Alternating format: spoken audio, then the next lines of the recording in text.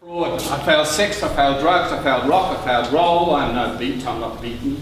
Never have been. Never been beatific. Don't believe anything or anyone. Quite frankly, even free verse is not.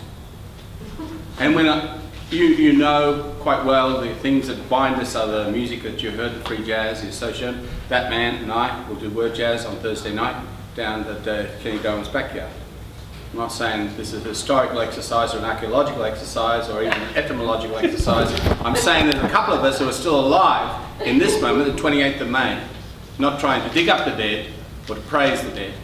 But when I saw Ginsberg at Book People in '95, he was talking about being sad survivor. Everyone wanting him to talk about the dead ones. Tell us about the people you knew. Forget the poetry. It's all apocryphal stories of the people you touched because you were around the famous ones. You were around the first cause. You were there in the Garden of Eden. You were the one tempted by the original apple. Come on, tell us about them.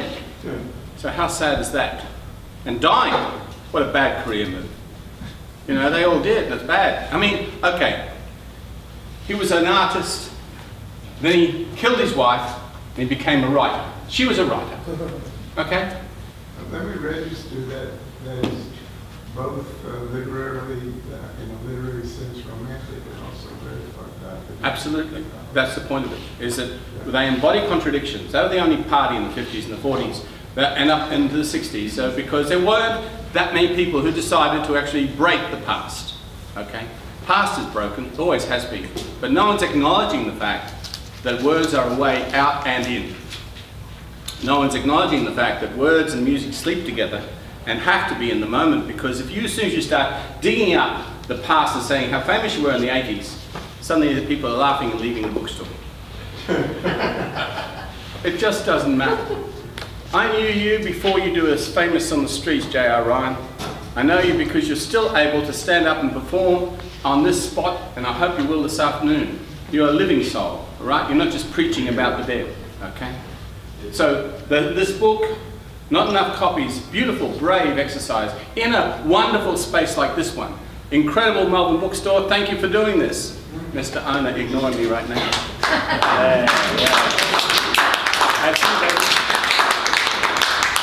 Not only is this the most open and receptive bookstore in town, but it also has a positive proclivity towards free speech, free expression, and the diverse ways it finds itself. It has your group meeting, doesn't it? Now that's trust. It has links to all these people who are still alive, the ACC rather than the UT. You're not going to say them, I'm going to say it, right? They're a citadel. We're an open door. We still have eyes and ears. We still listen to each other. We have conversation. It's a continuing one. And if it doesn't necessarily rhyme, don't worry.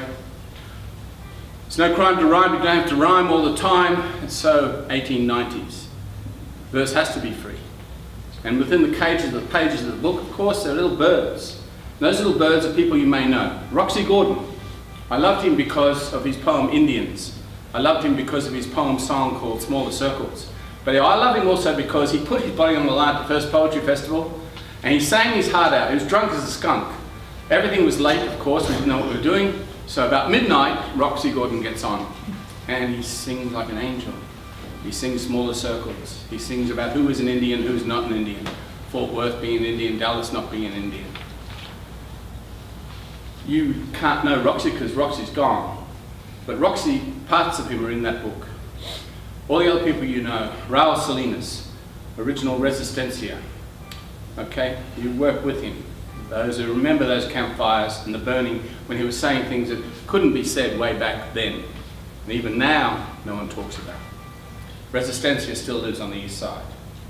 Talking about the living because, okay, they had to pay money to get the rights of the people who have gone with a big name, okay? We who have no name, money is not the issue. The issue is, what is it you're saying? And that book carries a feather of the wing of a bird that flew away a long time ago. Conversation's been replaced by text. We all know we're antiquated in many forms and functions. But right down at the core, freedom of speech and assembly is a reason for gathering. Some people call it poetry, some people call it improvisation. I saw both of you at that reading the other night, both of you being brilliant and wonderful. So it's a now, which is where we find the beat. In the heartbeat, right? Not in the dead, not in the sort of make someone famous because they're past, not even respect for what's happened. They were 50 years ago, great, powerful, wonderful then. 28th of May, 2016, is anyone left standing in this room, PW? Anyone just arrested by the cops for speeding to make up for the 600 times they weren't caught? That bird outside the cage that sings more wild than any tame child inside the colleges. All of you.